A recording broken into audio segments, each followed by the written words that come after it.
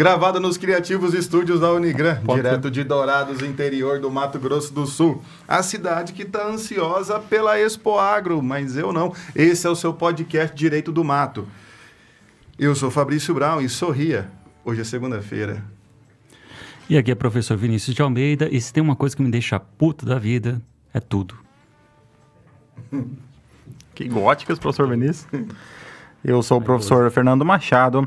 A ansiedade no coração deixa o homem abatido, mas uma boa palavra o alegra. O professor Vinícius era emo na adolescência. Eu imagino. Ele usava maquiagem nos olhos e tal. Charlie Brown Jr. Desenhava lágrima embaixo do olho. Pintava o cabelo de preto. Assim. Tinha franja, professor Vinícius? Não, pior que não. Sonhava em ter. Né? Era uma fase que não vai voltar mais. E mesmo que queira, eu acho que não vai ter mais, né? Não. Não, já não foi. Já perdi a oportunidade. Quem está aqui na hora sou eu.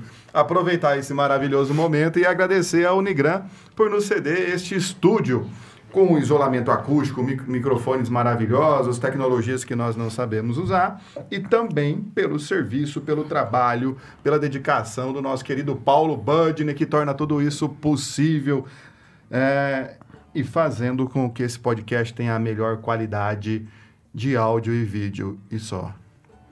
E nós e também o Paulo vamos ficar muito agradecidos se vocês acompanharem a gente nas redes sociais. Confere a gente lá, nosso perfil no Instagram e também no Facebook. Também confira os nossos episódios passados em todas as redes de streaming, como YouTube, Spotify, Apple Podcast, Google Podcast. E tem uma lista lá completa para você conferir lá no nosso perfil. E se você ainda não adquiriu a nossa caneca do Direito do Mato, e eu acredito que você não adquiriu, que nós temos algumas aqui, chegou a sua grande oportunidade para que você adquira a exclusiva caneca do Direito do Mato. Paulo, fecha na 8. Você pode adquirir a sua caneca entrando em contato conosco e tenho certeza que será um excelente presente para esse Dia das Mães. Já era para ter tempo já deveria ter comprado, porque não chegará a tempo. Porque o Dia das Mães foi ontem. Porque hoje é segunda, né? Hoje é segunda, então... depois do Dia das Mães. Por isso que eu não gostei de Dark, esse negócio de vai pro futuro do passado, eu não gostei, não. Futuro do pretérito. Quereríeis vós, mais ou menos assim. Então vamos para a nossa notícia de hoje. Fux suspende decisão que autorizou eleição indireta para governador em Alagoas. O presidente do Supremo Tribunal Federal, ministro Luiz Fux, atendeu no dia 1º de maio, por cautela, pedido do Diretório Estadual do PSB em Alagoas para suspender decisão do Tribunal de Justiça, tomada na última sexta-feira, 29, que autorizou a eleição indireta no estado.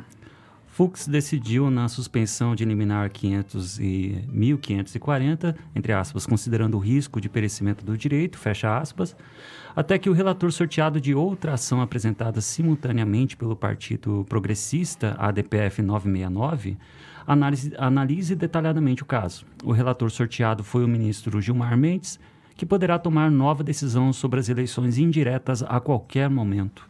O pleito para governador e vice, com votação dos deputados estaduais, estava previsto para 2 de maio, às 10 horas, e havia sido suspenso por decisão da primeira instância da Justiça de Alagoas. Na semana passada, na última sexta, 3 dias do pleito, o TJ liberou a disputa. Pois é, a gente está vendo aqui um momento que faz parte, um capítulo à parte na história política do Brasil. Nós temos, então, a população lá de Alagoas, os alagoenses. Nesse mesmo ano, eles vão ter que enfrentar... Não é alagoano? Alagoano, né? Alagoense é de outro lugar. Alagoano, desculpa aí, pessoal. Não é lugar nenhum. Na minha mente. Mas é uma situação bem bom atípica. para tirar o raciocínio que ele tinha montado na cabeça. É isso que serve a mim. Ele está se preparando a semana toda, né? Quando ele começa a falar, a gente atrapalha, né? Tirando meu brilho aqui. E o professor Vinícius já tem déficit de atenção diagnosticado? Não, nós 3 temos. Agora, qual que é o pior, a gente não sabe. Tô na frente. Bom, mas então, voltando aí, a gente está numa situação política assim, excepcional esse ano, principalmente o pessoal lá do Alagoas, que em tão pouco tempo, em um intervalo de basicamente quase um semestre, eles vão ter que votar, tanto o seu povo como os seus representantes, 2 vezes para governador. A gente tem essa situação bem atípica aqui no Brasil. E aí, só para ajudar a situar um pouco a situação, o que de fato está acontecendo lá no estado do Alagoas? Nós tínhamos o governador, que na época havia sido eleito, que ele renunciou esse ano o cargo para disputar uma vaga no Senado, que é uma exigência do texto constitucional. Quem ocupa um cargo como chefe do executivo vai ter que se retirar, renunciar para poder concorrer a um outro cargo. Só que antes mesmo dessa renúncia, pouco tempo antes, o seu vice-governador já havia também renunciado para assumir a prefeitura de um município lá em Alagoas, que é o município de Arapiraca. E aí, por causa da sucessão do executivo, o próximo a assumir seria o presidente da Assembleia Legislativa, que também renunciou ao cargo para poder disputar as eleições esse ano. Consequentemente, o próximo da lista seria o presidente do Tribunal de Justiça. Ninguém quer governar Alagoas, então é isso? Nem o governador, nem o vice, nem o presidente da Assembleia Legislativa. Resumindo. Todo mundo querendo disputar uma vaga. É difícil governar esse estado, hein? Exato. E aí quem acabou assumindo foi o presidente do Tribunal de Justiça. Só que conforme o ordenamento jurídico prevê, ele tem que ficar em um prazo muito curto lá. Apenas 30 dias. Só que já passou esses 30 dias. E aí essa eleição era para justamente a gente voltar a essa regularidade do sistema representativo. E aí, com a propositura dessa DPF, o ministro relator do julgamento será o ministro Gilmar Mendes, só que até este momento, segunda-feira, né, depois do Dia das Mães, ainda a gente não teve uma decisão por parte do STF sobre como é que vai ficar essa situação aí das eleições. Então, nós temos uma situação aqui que nós teremos eleições para governador no primeiro domingo de outubro, né? No primeiro domingo de outubro terão as eleições para governador, mas antes disso, em Alagoas, vai ter que ter uma eleição porque está sem governador. Então vai ser um governador que vai governar bastante. Considerando a velocidade do STF, talvez essa eleição nem tenha e o presidente do TJ fica até o final. Tá, mas então no momento, nós temos um governador que ele está exercendo a função de forma atípica até que seja eleito um coordenador para um mandato tampão. Isso, que a gente tem é a figura do governador interino. Porque o texto constitucional, lá no seu artigo 80, ele aponta, primeiro que no seu próprio artigo 2º, no desenvolver da Constituição, ele trabalha bem perfeitamente a ideia da separação dos poderes, que dentro das várias características é aquela não interferência de um poder sobre o outro. Mas para a gente ter a regularidade no nosso sistema, para ter essa regularidade institucional, o próprio texto constitucional, de forma inteligente, ele prevê situações onde um poder pode estar em situação irregular e outro poder vai ter que ir lá salvar. Uma dessas situações é o artigo 80, quando ele prevê uma ordem de sucessão. Se o presidente, se o vice, eles não estão ocupando a cadeira da presidência e da República, aí vai ter uma lista de sucessores. O primeiro, para o governo federal, é o presidente da Câmara. Caso ele também não possa, ele esteja impedido, é o presidente do Senado, para depois, então, o presidente do STF. E na jurisprudência do STF, essa ordem sucessória, ela é uma norma de reprodução obrigatória para os estados e municípios. Então, eles têm que prever, os estados, por exemplo, em sua Constituição Estadual, uma ordem de sucessão parecida. Que se a gente trazer na realidade do estado, é governador, se o governador não pode, é o vice-governador, se o vice-governador não pode, é o presidente da Assembleia, se o presidente da Assembleia não pode, é o presidente do Tribunal de Justiça. Nós temos aqui, então, a incidência do princípio da simetria das formas. Dourados foi um caso, né, que nós já ficamos sem prefeito, sem vice, o presidente da Câmara também não pôde, e aí assumiu o juiz diretor da comarca. Mas não é porque eles não queriam, porque eles estavam presos, né? A gente é um pouco diferente. O nosso caso tem um capítulo a mais. Prendeu todo mundo. Impedimento bem impedido, assim, né? E aí, como eu falei, o texto constitucional, trabalhando essa ideia de separação dos poderes, ele quer o equilíbrio institucional. Então, quando ele prevê essa ordem sucessória, ela estipula também uma regra de que se chegar ao ponto de um poder ter que governar o outro, que é no caso o legislativo governar o executivo, ou então o judiciário governar o executivo, nós estamos diante de um cenário de instabilidade. A gente precisa corrigir isso. Então, a lógica constitucional é que os presidentes do poder legislativo ou judiciário, quando eles vão ocupar o executivo, não é até o fim do mandato do cara, do vice-governador aqui no nosso caso, do governador aqui no nosso caso. Não, é apenas em um tempo suficiente para a gente voltar à regularidade, à estabilidade constitucional. Foi quando o texto constitucional, então, lá no seu artigo 81, ele prevê essa situação em dois momentos. Ele vai dizer o seguinte: se o presidente e o vice-presidente, eles estiverem impedidos ou há vacância no cargo, no final das contas, ninguém está lá ocupando o cargo. Se isso acontecer nos 2 primeiros anos do mandato, lembrando que o mandato é de 4 anos, se rolar nos 2 primeiros anos, quem vai ocupar do legislativo, ou então, no caso lá, o judiciário, ele vai ocupar 90 dias e durante esses 90 dias existe a necessidade de preparar um novo pleito eleitoral, uma nova eleição, para que ocorra a escolha de um novo presidente para exercer essa figura do mandato tampão. Que ocorre, por exemplo, que acaba sendo comum se convocar novas eleições em municípios. Isso. Porque acaba, até pela quantidade muito maior de municípios que nós temos em relação aos outros entes federativos, muitos prefeitos têm ali as suas contas reprovadas ou são processados e condenados por algum tipo de abuso durante a campanha ou qualquer outra. Nós temos prefeito que responde por todos os tipos de crimes existentes. Então, se nos 2 primeiros anos esse prefeito, então, ele é impedido, ou o governador ou o presidente, eleições diretas, ou convocar todos os eleitores, né, sejam do estado, do município, ou os eleitores do Brasil, para que eles possam votar novamente, né? E aí, isso aí que você comentou, tem 2 coisas que é interessante falar sobre o que acontece nas prefeituras, nos municípios. De fato, é o maior exemplo prático que a gente tem. A gente vê muito isso nesses municípios.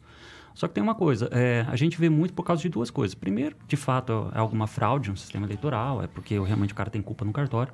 Mas uma boa parte das situações é pela falta de uma orientação correta. Daí, muitas vezes, ele sofre, por exemplo, a cassação do seu mandato, ou então ele perde o cargo por uma bobeira de falta de orientação. Então, às vezes a gente vê muito esses casos assim, no sentido de que ele errou por não saber mesmo sobre isso. Mas daí, voltando à lógica constitucional, é isso que você falou. Se for os 2 primeiros anos, então é feito eleições diretas dentro desse prazo de 90 dias. Agora, se for nos 2 últimos anos do mandato, aí aquele que vai ocupar, seja o presidente do legislativo ou o judiciário, ele só vai ficar 30 dias, aí o prazo é menor, porque a urgência é maior, e aí será feito eleições indiretas. Aí o que vai ajudar também a colocar essa norma constitucional em prática vai ser o Código Eleitoral. O Código Eleitoral, a partir lá do seu artigo 223, se não me falha a memória, ele vai falar justamente como é que vai ser montar essas eleições nesses prazos tão curtos, de 90 ou então 30 dias. A grande responsável em executar vai ser a Justiça Eleitoral. Mas o negócio, o cenário fica um pouco diferente quando é na questão das eleições indiretas, porque a gente precisa um pouco mais de agilidade. Então, a responsa cabe mais ao Poder Legislativo nesse tipo de situação. Aí, eleições indiretas, então, significa que os deputados estaduais vão escolher o novo governador e o novo vice, ou só o novo governador, sei lá, que vai ficar até 31 de dezembro desse ano. A ideia das eleições indiretas é justamente ser uma exceção no nosso sistema representativo, no nosso sistema republicano, que é quando a gente tem um intermediário para escolher. A gente vota em representantes. Então, esses representantes vão votar em nosso nome. Uma situação excepcional, só que o Brasil já experimentou várias vezes na sua história as eleições indiretas. Como, por exemplo, o primeiro presidente do Brasil. O primeiro presidente ele foi escolhido de forma indireta. O Marechal Deodoro da Fonseca, né? O primeiro golpista brasileiro. Também chamado disso. Né? Foi o primeiro golpe militar. O primeiro golpe foi a República. Falando em golpe também, Getúlio Vargas também foi um que foi escolhido de forma indireta no governo provisório. Tancredo Neves também, antes de falecer. Eu acho que tinha que ser tudo indireto, economizava a campanha. Mas no atual texto constitucional já tivemos eleições indiretas? A gente vê justamente nesse caso dos 2 últimos anos. Sim, mas nós já tivemos em estados, não me recordo. Para presidente não houve, né? Não houve, porque nos 2... Não. Porque Collor foi cedido pelo vice. A Dilma cedido pelo vice, não tivemos eleições indiretas. A gente já teve situações onde teve governos, alguns governos do estado do Nordeste e também municípios. Na verdade, teve até um caso bem engraçado que o TSE já julgou, que era quando houve a cassação de uma chapa, onde, vamos dizer assim, o Código Eleitoral falava que era para fazer eleições indiretas. Só que daí, por decisão do TSE, passou o mandato para o segundo mais votado, que é uma coisa extremamente proibida no Brasil, que é assumir um mandato por sucessão. A regra no direito brasileiro trabalha com a eleição direta ou então a eleição indireta nos casos previstos em lei. E aí surge, quem que é escolhido nesse caso? É um chefe de executivo que vai exercer o que a gente chama de mandato tampão. É apenas o tempo suficiente para cumprir aquele mandato do governador ou do presidente originário, para que depois a gente possa realizar as próximas eleições e tudo volta à normalidade. A questão do caso em concreto aqui, lá do Alagoas, é que é um mandato muito curto, né, que a pessoa não vai se aproveitar dele, às vezes politicamente, para colher frutos, pensando numa próxima eleição. Então, os políticos que querem se eleger agora como deputados estaduais, federais, senadores, etc., não vão concorrer a essa, né? A não ser porque o governador pode concorrer à reeleição, né? Mas mesmo assim... se ele entra como governador, ele pode concorrer à reeleição. Não, por exemplo, se ele assume agora 6 meses e depois ele se candidata e ele se reelege, já vai contar como reeleição. Vai contar como reeleição. Então, ele já teria uma reeleição. Então, ele não ficaria 8 anos, ficaria 4 anos e 6 meses, considerando dois mandatos. Aqui, normalmente, pensando que no Brasil a maioria dos chefes do Poder Executivo, eles tentam a reeleição, não seria ali politicamente interessante para a pessoa participar de um pleito para pouco tempo, né? Seria alguém pensando numa prefeitura. O mandato tampão ele também é interessante, não quando a gente pensa no candidato, mas quando a gente pensa, por exemplo, em partido. Para o partido é uma coisa interessante, porque ele coloca alguém lá, alguém que acaba, no final das contas, promovendo de forma indireta o partido, porque ele é alguém que está levantando a bandeira do partido. E aí o partido ele tem, vamos dizer assim, um pouco mais de jogo político, vantagem no jogo político nas próximas eleições. Então, quem se beneficia mais, assim, no mandato tampão é o partido que vai lançar um possível candidato. Só que aí, o caso aqui do Alagoas tem uma coisa bem interessante, que o Legislativo ele se encontrou numa situação totalmente atípica. A gente não conseguiu fazer as eleições no prazo definido, e tá lá as coisas tudo paradas. Então, mas há uma questão técnica aqui também bastante complexa. Por quê? Para que possa conduzir o processo eleitoral indireto, necessita regimentalmente do presidente que possa, então, atuar. Então, se a Assembleia está no momento sem... se ela está temporariamente sem presidente... da casa, tem algum presidente interino também que esteja ali, talvez vice-presidente. Algum vice que esteja ali, então é necessário que a casa primeiro defina a sua nova mesa diretora para que a partir daí, então, ela possa conduzir o processo de eleição indireta.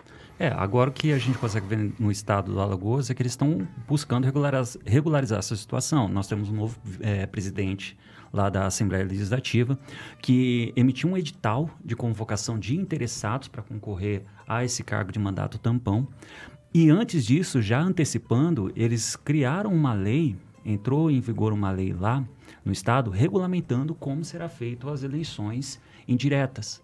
E assim, dentro do cenário político brasileiro, já teve outras vezes que alguns estados e municípios tiveram que fazer eleições indiretas. Essa seria uma lei de efeito concreto. Isso. Para regular uma situação específica. Acaba se esgotando quando uma lei de efeito concreto e temporária, né? Aí uma dúvida que sempre surgia era o seguinte: será que o Estado poderia legislar sobre isso? Um município poderia legislar? Direito eleitoral. Porque é competência privativa da União. Segundo o artigo 22, inciso 1º, é competência privativa da União, legislada, entre outros assuntos, direito eleitoral.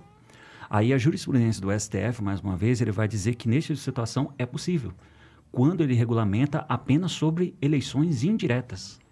Porque as eleições indiretas, ele não é, na verdade, direito eleitoral. Assim, a forma como ele vai ser desenvolvida não é tanto direito eleitoral, é mais organização administrativa. Então, para o STF, é constitucional, lei estadual, lei municipal, que regulamenta sobre eleições indiretas, porque, na verdade, eles só estão se organizando administrativamente. É o STF achando uma solução interpretativa que não tem nada a ver. Não dá para fazer uma lei federal, porque o Congresso Nacional não vai fazer a tempo, então aceita municipal e estadual. Aquela decisão que ela começa assim, eu já sei a decisão, só preciso achar o argumento, né? Porque eu já sei que resolver o problema do município. Vai ter que ser aqui no município. Agora, como vai ser, né? Vou achar uma justificativa, chamar de organização administrativa. Se ninguém achasse nada no final, ia falar que é dignidade da pessoa humana, ou que era ponderação de princípios, e daí porque o problema do eleitoral, o mandato ele tem um prazo para acabar.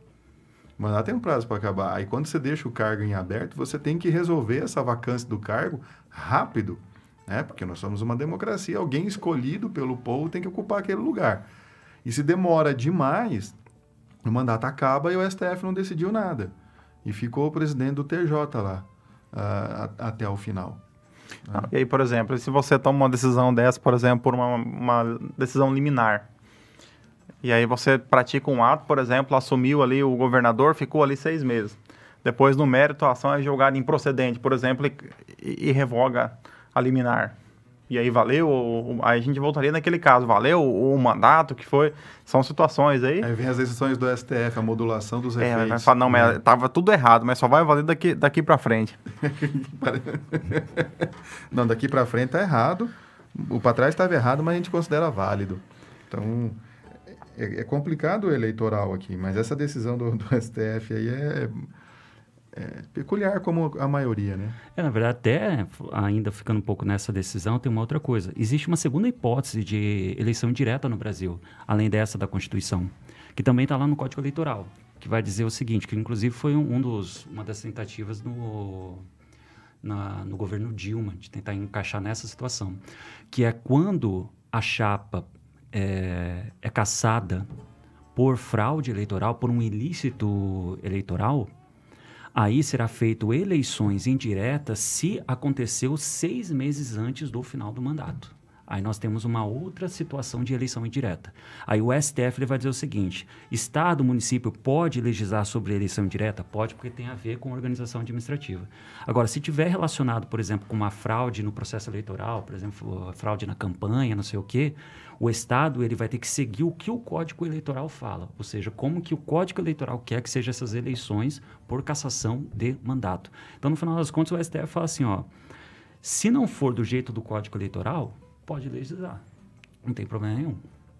E aí, na situação aqui, voltando ao estado do Alagoas, como eu tinha comentado, o novo presidente da Assembleia, ele fez um edital convocando o pessoal para poder, quem se interessar, concorrer ao cargo do mandato tampão, cumprir só o que resta lá do tempo de mandato.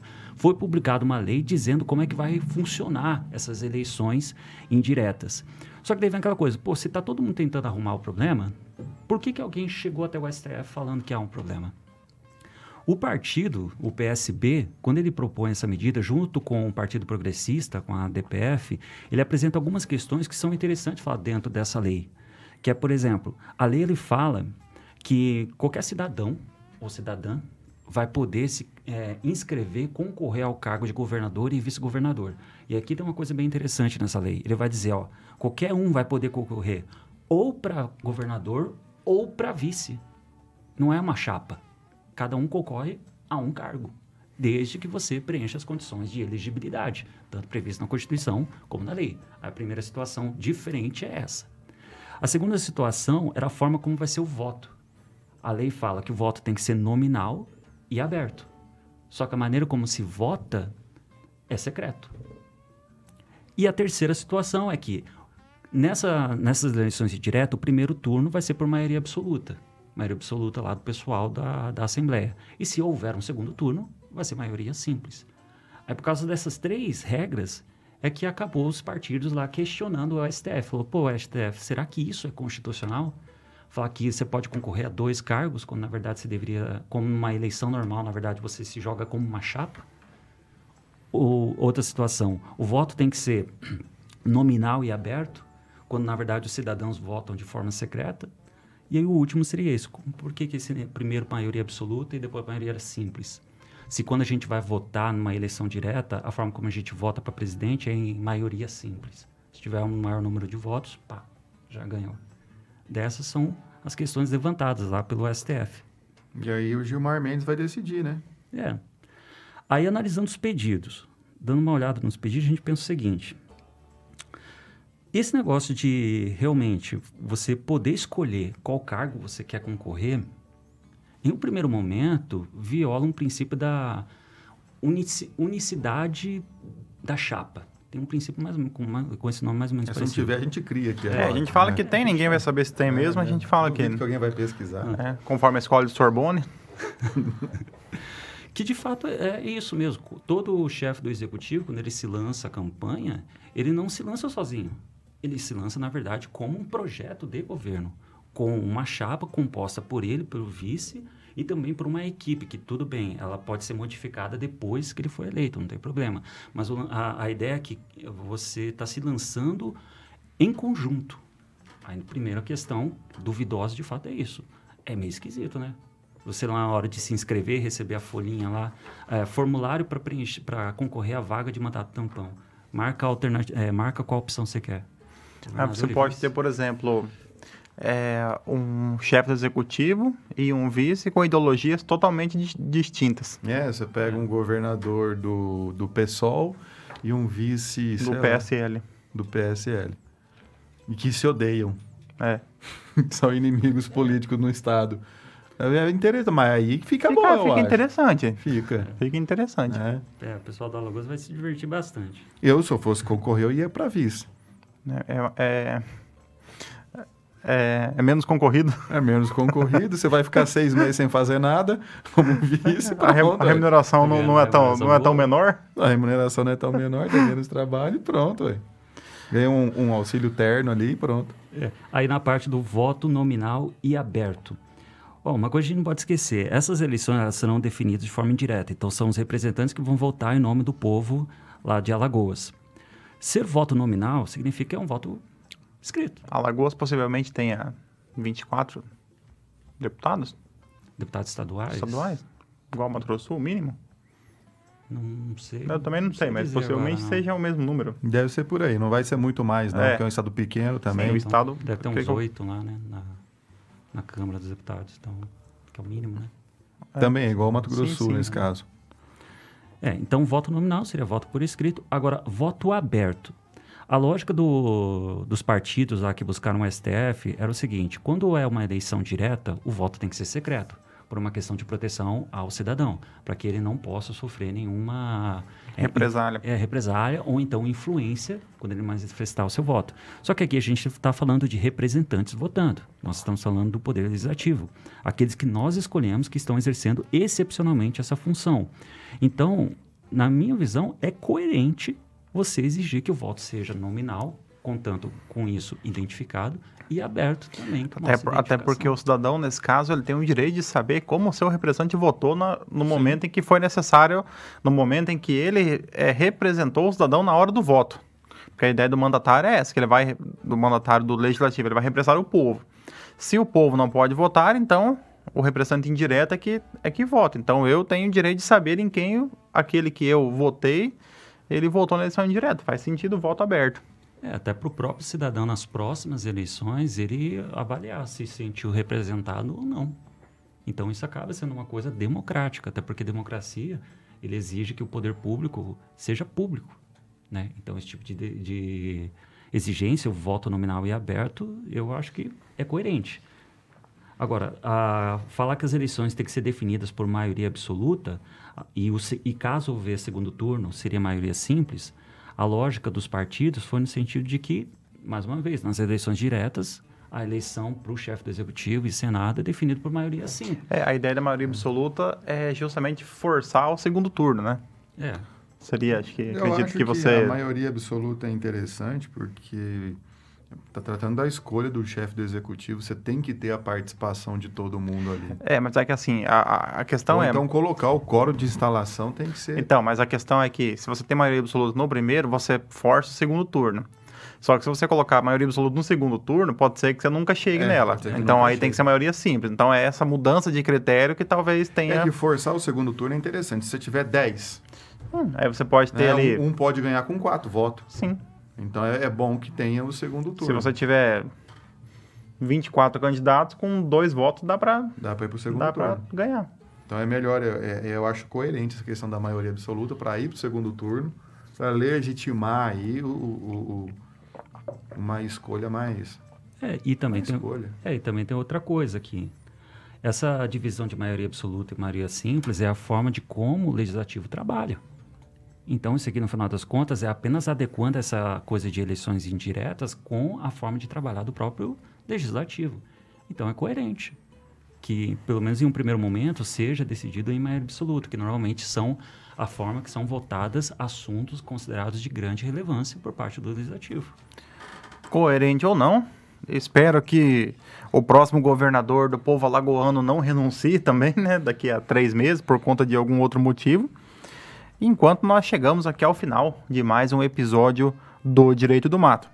Reiteramos os nossos agradecimentos ao Nigran, ao Paulo, a todos aqueles que nos acompanham, que nos apoiam, que nos auxiliam, e agradecemos principalmente a você, irmão e irmã, que nos ouve, que nos acompanha, que nos dá semanalmente a sua demonstração de carinho através aí da sua participação e da sua audiência. E se você está acompanhando esse episódio lá no nosso canal do YouTube ou do Rumble, a gente espera que já tenha deixado um like, um comentário, para que o algoritmo ajude ao Direito do Mato ser divulgado para as outras pessoas. Confere também os nossos episódios passados e não deixe de acompanhar a gente também lá nas redes sociais. É isso aí, interinos ou tampões, tenham todos uma ótima semana, um grande abraço, sejam felizes.